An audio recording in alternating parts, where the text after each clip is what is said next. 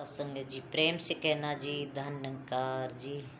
सत्संग जी एक भक्त का जो जीवन होता है वो सत्संगत अपने प्रभु परमात्मा सद्गुरु को समर्पित होता है।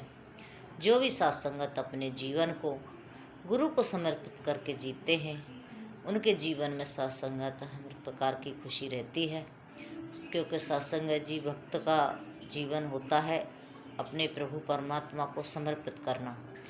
कहते हैं महात्मा सत्संगत गुरसिक का काम है इतना, अपना आपा अर्पण कर देवे, कहे अवतार गुरु का कम है, खाली झोली भर देवे। सत्संग जी जब हम गुरु के चरणों में आए तो हम बिल्कुल खाली थे।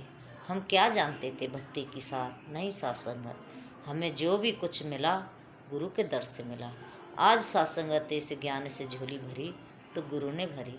तो सत्संग जी हमने गुरु के चरणों में रह करके भक्ति करते चले जाना है, क्योंकि सत्संगत यहाँ पर रह कर के ही सत्संगत हमें खुशियाँ मिलती हैं।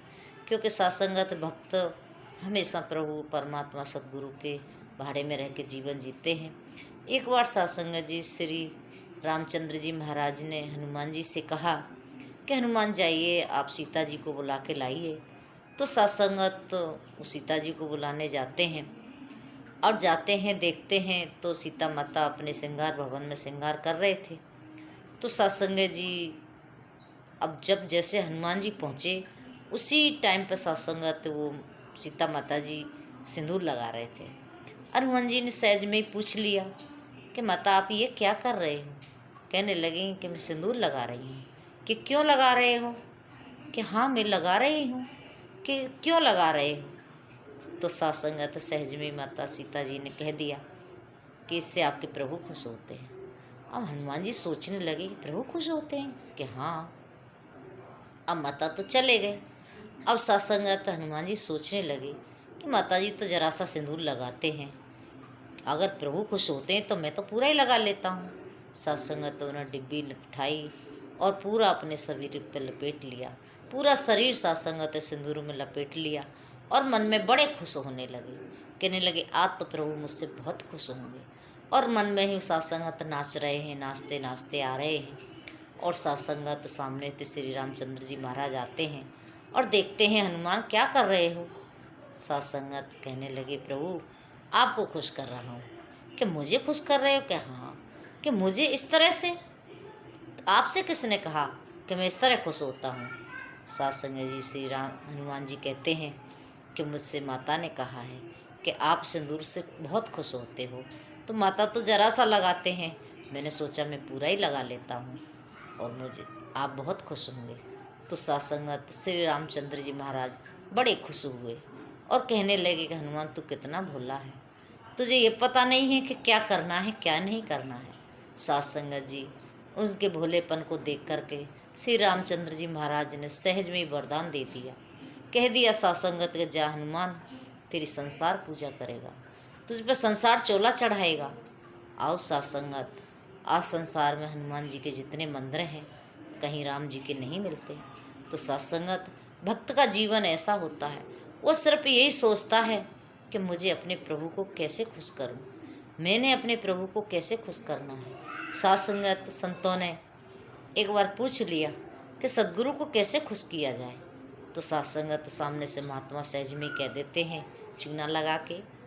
तो सत्संगत महात्मा कहने लगे चूना लगा के। क्या हाँ जी। वो कैसे। कि जब भी आपके यहाँ कभी सत्संग हो तो चूना लगा देना जहाँ से मेन रोड होता है। तो सत्संग जब चूना लगा देते हैं, जब संत आते हैं संगत में बड़े खुश होते हैं, सहज में संगत में पहुँच जाते हैं। तो सत्संग जी जब संत खुश होते हैं तो फिर सतगुरु खुश होता है, और जब सतगुरु खुश होता है तो फिर सत्संगत एक भक्त के जीवन में किसी चीज़ की कोई कमी नहीं रहती, वो भरपूर कर देता है। तो आओ सत्संगत हमने अपने सद्गुरु को खुश करना है। वो कैसे करना है, वो सत्संगत मार्ग वो रास्ते संत बताते हैं कि इस प्रभु परमात्मा को कैसे खुश करना है, कैसे इसको रिझाना है।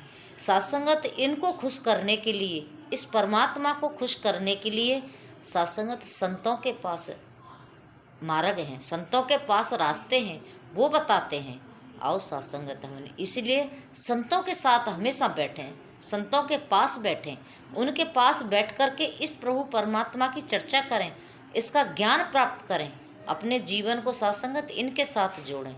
जब संतों के साथ जीवन जुड़ जाएगा तो भक्ति मार्ग पर सात्संगत सहज में अपने आप जीवन चला जाएगा। क्यों? क्योंकि भक्त हमेशा सदमार्ग पर, भक्ति मार्ग पर चलते हैं, और जो भी उनके साथ जुड़ जाता है उसको भी सात्संगत वो भक्ति मार्ग पर ले जाते हैं। तो आओ सात्संगत, हमने भी अपने जीवन को इन संतों के साथ बैठ कर के सात्संगत इनके चरणों में अपने जीवन को सात्संगत समर्पित करना है, और सात्संगत उस भक्ति मार्ग पर चलना है जो सद्गुरु माता जी आज हर इंसान को, हर गुरसिक को यही सिखा रहे हैं कि सेवा, सुमरन, सत्संग, यही 3 रास्ते हैं सात्संगत भक्ति के, इस प्रभु परमात्मा के सात्संगत मंजिल तक पहुंचने के। तो हमने भक्ति करते रहना है, सेवा, सुमरन, सत्संग करते रहना है। सिर्फ सात्संगत, अपने जीवन को सात्संगत हमने देखना है। महात्मा एक बार कह रहे थे ना, बाबा जी ने कोई एक लाइन खींची, अब महात्माओं से कहा कि इस लाइन को छोटा करो। तो सात्संगत अब महापुरुष सोचने लगे इस लाइन को छोटा कैसे किया जाए। तो सात्संगत फिर गुरु ने ही समझाया। उसके ही पास में सात्संगत एक बड़ी लाइन खींचती, कहते हैं कि उस लाइन को छोटी करने की बजाय अपनी लाइन बड़ी कर लो। तो सात्संगत अपने जीवन को सुंदर बना लो, अपने जीवन को पावन बना लो, अपने जीवन को पवित्र बना लो, अपने जीवन को सात्संगत भक्ति में ढाल लो। तो सात्संगत सहज में ही उस रास्ते पर जीवन चला जाता है जो भक्ति वाला मार्ग है। तो ऐसी अरदास प्रार्थना सात्संगत जी आपके चरणों में जुड़े रहें और भक्ति मार्ग पर चलते रहें। आप जैसा कहते हो वैसे वैसे हम अपना जीवन जीते चले जाएं। ऐसी अरदास प्रार्थना प्रेम से कहना। धन्यकार जी।